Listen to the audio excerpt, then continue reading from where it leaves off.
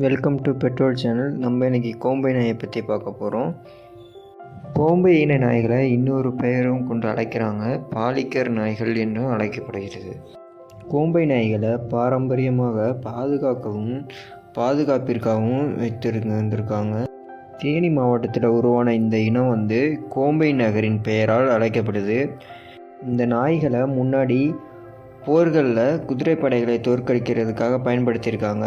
கோம்பை நாய் பொதுவாக மற்ற நாய்களை விட புத்திசாலியாகவும் விசுவாசமாகவும் இருக்குமா. கோம்பை நாய்களோட தோற்றம் பார்த்திங்கன்னா பொதுவாக குறுகிய காதுகளும் தசைகளும் 58 சென்டிமீட்டர்லேருந்து 23 அங்குலமும் இருக்குமா.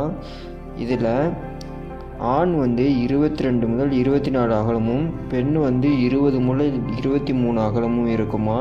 இதன் வாய்ப்பகுதி கருப்பு நிறத்திலையும், இதனுடைய கண்கள் இருண்ட கண்களுடனும் வளைந்த முளைகளுடன் நடுத்தரம் நீளமுள்ள காதுகளும் மெல்லிய முகவாயை கொண்டிருக்கும்.